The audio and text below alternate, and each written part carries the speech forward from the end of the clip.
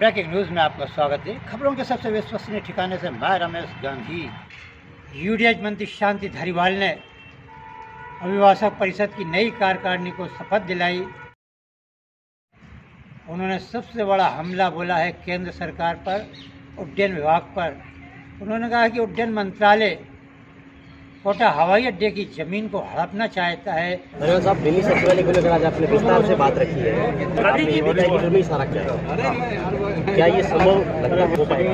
बैठेगा ही नहीं।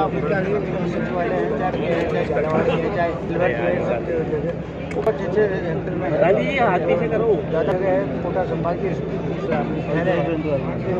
सारा काम हो जा रहे हैं। उसके बाद सब में प्लांटेशन करने का इरादा है। लेकिन इरादा एयरपोर्ट अथॉरिटी का तो इसको बेचने का है। एयरपोर्ट इसने कौन देगा भाई, देश में कौन देगा? उन्होंने वकीलों को भी नसीहत दी कॉलोनी के लिए।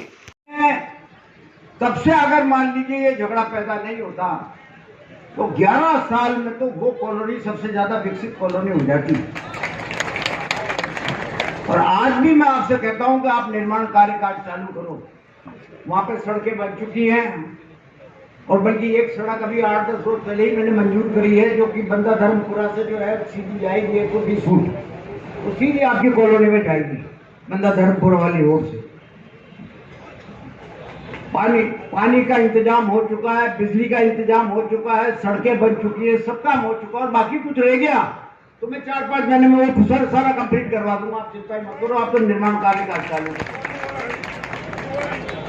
तीसरी बात आपने कही कि तीनों गेटों पे सीसी कैमरे लग जाएंगे सर, सीसी कैमरे की लग जाएंगे।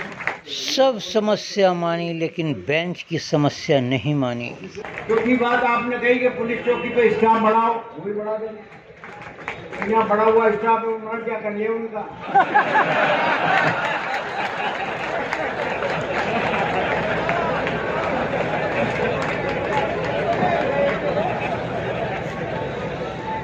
बारिश का पानी बढ़ जाता है, उसकी भी समस्या निराकरण करेंगे।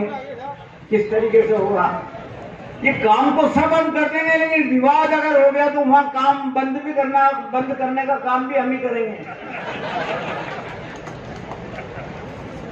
चौथी बात सभागार के जीर्णोद्धार की अवस्था।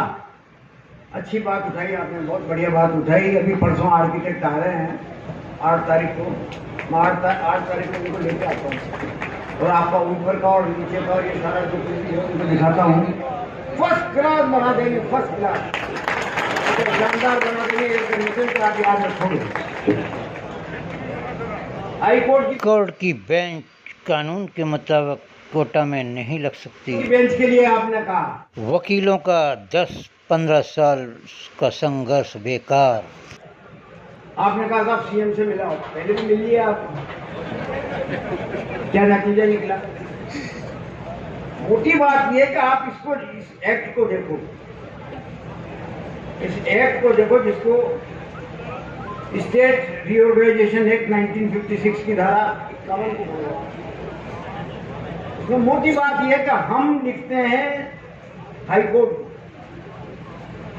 जो है फिर प्रस्ताव बना करके हमें भेजते हैं। उनका जब प्रस्ताव आ जाता है तो वो हम राज्यपाल जी के पास भेजते हैं और फिर राज्यपाल जी भेजते हैं कि हमें राष्ट्रपति महोदय, तब जाकर के वहां से फैसला होता है कि साहब बेंच कौन। आज देश में 22 बेंचें चल रही हैं। बेंच मांगने का हक है आपको भी। उदयपुर वाले भी एजिटेशन कर रहे हैं। अभी विधानसभा में गुलाब जी कटारिया ने सवाल पूछा था, उसका जवाब मैंने दिया तो उन्होंने कहा कि साहब नहीं, एक वो शेड्यूल 5 में भी जो है आप दे सकते हो। शेड्यूल 5 में कहीं पर भी हाईकोर्ट की बेंच का जिक्र ही नहीं है। शेड्यूल 5 में पढ़ करके बता देता हूं आपको।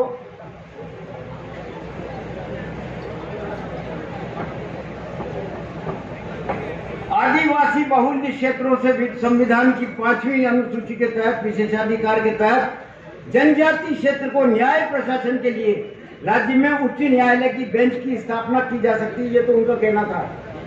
जबकि उसमें नहीं है कहीं, उसमें तो यह है कि वो परिषद बढ़े। हवाई अड्डे की जमीन बिकने नहीं दूंगा। अगर आज आपने विस्तार से बात रखी है, आपने ये भी कहा कि फिल्मी सारा क्या है, क्या ये संभव लगता है हो पाएगा? बैठेगा ही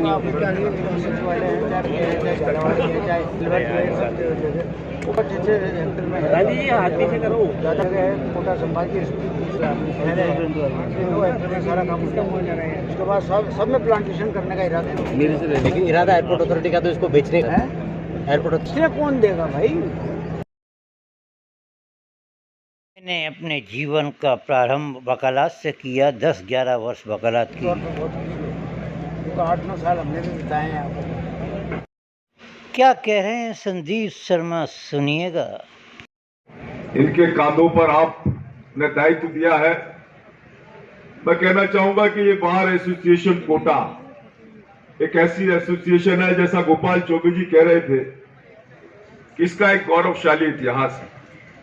और वास्तव में ये एसोसिएशन उन सभी ऐसे लोगों के लिए जो न्याय की दरकार लेते हुए इनके पाती है, और अभिभाषक परिषद का प्रयास रहता है कि उन दुखी पीड़ित जिनको न्याय की दरकार है, न्याय की आवश्यकता है, उनको वो इस परिसर में न्याय दिला सके।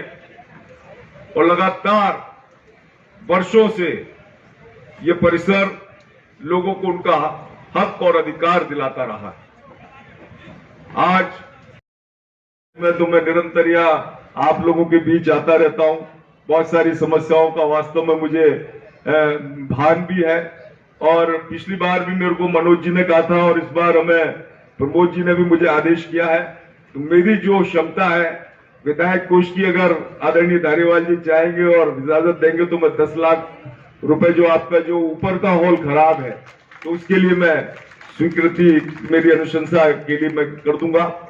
और निरंतर जिस तरीके का आपका आशीर्वाद और स्नेह मेरे ऊपर रहा है, मेरे लायक कभी भी कोई कार्य होगा तो मैं आपकी सेवा में निरंतर आपके साथ खड़ा रहूंगा। डीजे राजेंद्र सोनी क्या कह रहे हैं, सुनिएगा। आज अत्यंत हर्ष का ये है कि वो रात देश के लिए नवनिर्वाचित करनी और बात ग्रहण जा रही है। इसी तरह मेरा मानना है कि once a lawyer is a lawyer. साथियों, सभी एक ही वंश के होकर जात लॉयर है। Some are teaching lawyers, some are practicing lawyers, some are deciding lawyers. करेगी ऐसा यहाँ विराजमान, यहाँ पर सभी वक्ताओं ने लगभग सभी पहलुओं को अपनी बातें रखी है। न्यायालय में बार और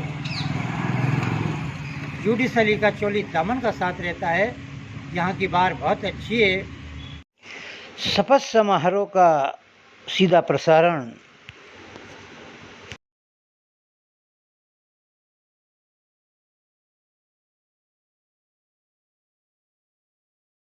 सुमन जी।